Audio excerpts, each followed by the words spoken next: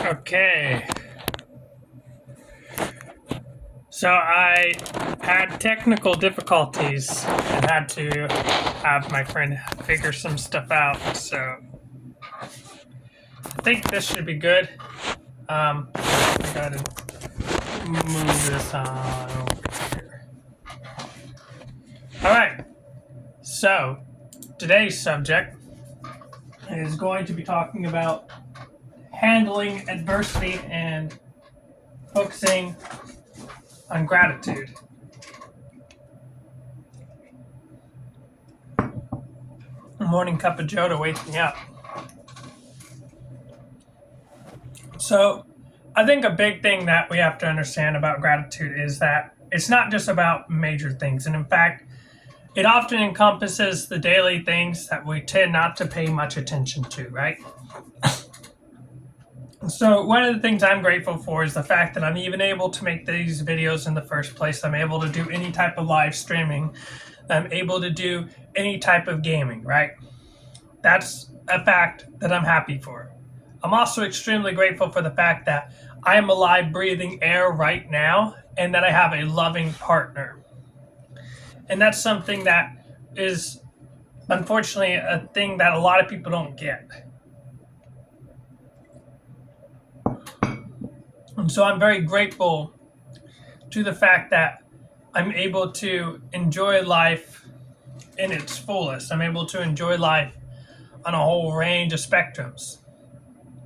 And that despite the fact that there is adversity, truly there is, and that is something that you can recognize, that I can still use little steps to build happiness and self-esteem along with other health benefits towards the betterment of my life and who I am. And so I think, for a lot of people, one of the most helpful things you can do is just every morning take a few minutes to just write out or say some of the things that make you happy, and it could be something as simple as like what you ate or like the people you talk to, or it could even be like, for example, one of the biggest things I'm happy for is that the weather's been pretty decent and I can go for a run on most days. You know what I mean? That's something that's really awesome. There's a lot of parks at where I live at, and I really like that, and it's really important to be thankful for that. And to some extent, it requires a bit of a conscious effort on your part, because I do notice that the mind tends to have this ability to steer off into negativity and say, woe is me, the world is bad, and, this is not fair. And to some extent, it may or may not be true. And at the same time, I believe that helpful beliefs are a lot more important than whether or not a belief is quote unquote true at that moment. Because helpful beliefs become reality after a lot of time. There's a really good book, and I was trying to think of what it was called for a long time, but it's called Man's Search for Meaning by Viktor Frankl. And I just think that dude's honestly a genius in a lot of ways, because he talks about very human subjects that everybody deals with, right? Like, and the fact that suffering is a universal constant, that you can overcome suffering a lot through meaning. And a lot of mindfulness comes from Eastern philosophy, but also, like, people tend to forget that it also comes from Viktor Frankl, who himself did some amazing work in the field of psychiatry. Although I don't know if that was his original intention or not, I can't speak for the man. I can say that he is very influential on a lot of the work that I try to do with these videos and presenting to you guys. So, I think we kind of have an idea of mindfulness already, and we understand what it is that we do. There are some things that we already do, which is like, take a walk, or, go for a walk to cool it off or clear your head, through nature is a very good example. There's quite a lot of research that suggests that nature therapy is very helpful for people to go throughout and breathe in the environment and take in your surroundings.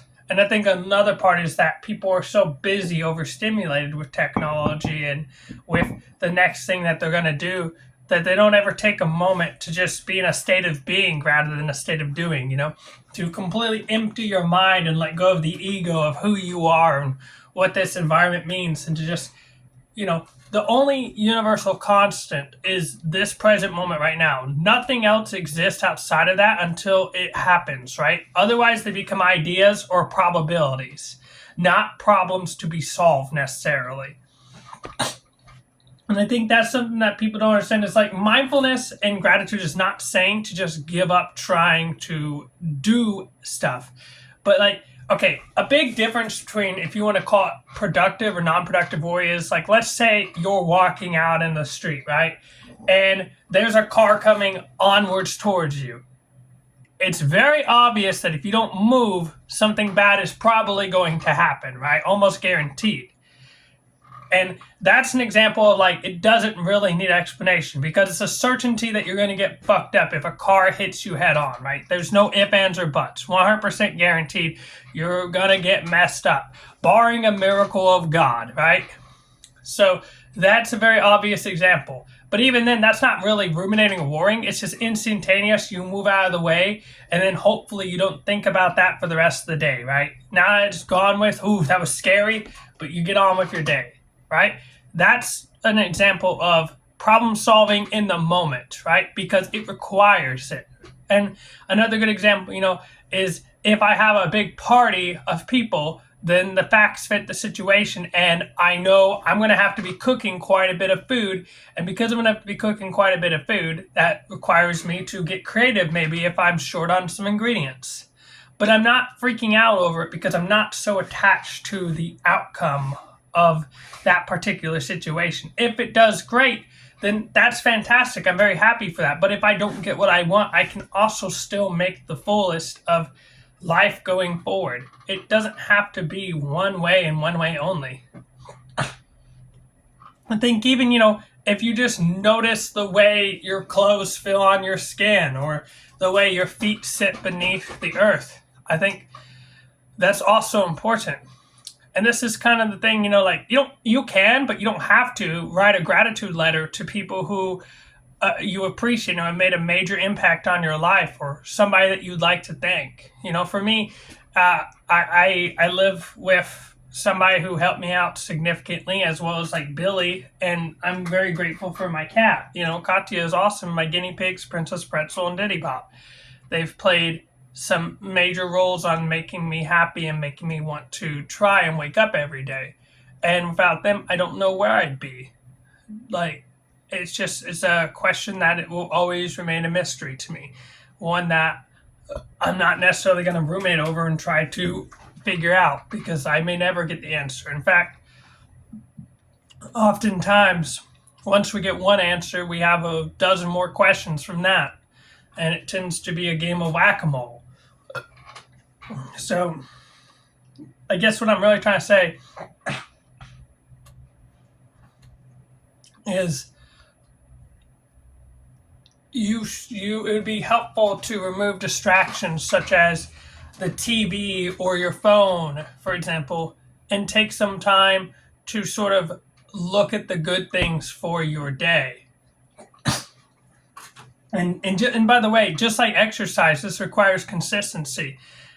You may or may not notice results at different points of time, but I think for a lot of people, when they do this stuff, it doesn't work for a day, a week, maybe even a month. But that's why consistency is so important. And it's not going to work on its own. It's like building blocks. You get one technique here, and then you start adding on top of it, and it starts to have a bigger and bigger effect as you add more techniques to your new learning, right? Because some things are hard. Some things are really sticky in your mind. And, if you've had years of trauma, it may require years of therapy, if not decades. Maybe it requires work for the rest of your life. I think this is where people tend to fall off, unfortunately, is they tend to do what's called coasting, right? They start to improve in something, and then they sort of fall back. A good example would be medications, right? There's so many people who, they start to get better after they've taken an SSRI for a couple months, that they think, well, I can come off the SSRI. And then they feel like shit once they come off of it. And then they didn't realize that the reason they were feeling so good is because, I mean, not entirely because of the medication, but the medication certainly helped. And there are some people who do require medications for the rest of their lives, and that's perfectly okay and acceptable. I don't think that you're a failure or a bad person for having to take a medication helps you. For the longest time, I did not take a medication, and I was really stubborn about it. I take, and again, this is not recommendation by any sort, right? So I take sertraline or Zoloft. Just to be clear, I say this every single time I do any videos or any live streaming. This is not medical advice. This is not a substitute for therapy. It's just information and educational purposes only, right? If you're having any sort of mental health or any type of crisis, contact 911 or your local emergency services, right? Like, this is just a video where I give my lived experience and talk about my life and what's worked for me. It's not at all a call to action or telling you what to do. So with that being said, what has worked for me is getting on an SSRI. It took a lot of work, and it definitely has been a lot of patience. But like finding medications that help me feel better, it allows me to live life in a way that is meaningful. And I think a lot of people are searching for meaning and looking for how to make it through to the other side, right? And you might not even know how to do this, but you can get another person to help you out, right? Like if you're kind of having a hard time, the beautiful part about brainstorming a lot of times is you can recruit other people to help you out with that and to sort of bounce ideas off of or look at things, because there's everybody has a different perspective. You can ask different people what their perspectives are and figure out, maybe there's something that you're not seeing, or maybe there's a different way to look at things that another person could shed some light onto. I think a lot of people look for answers, and one of the best things that we can do that's severely overlooked is to reach out to people who know us very well and help us develop a better, more helpful plan of looking at the world. And again, this is not total eradication of negative thoughts. That's not what this is at all. This is just simply helping you add some positivity to all the negative shit that you spew on a daily basis. So, I think having this set up at a good time every day is also very good. Having a schedule, having routine, because the world, the mind is so chaotic and it's so all over the place, that it's really important to have some sort of order set in that helps you make sense of the chaos and brings you to reality. If that makes any sense.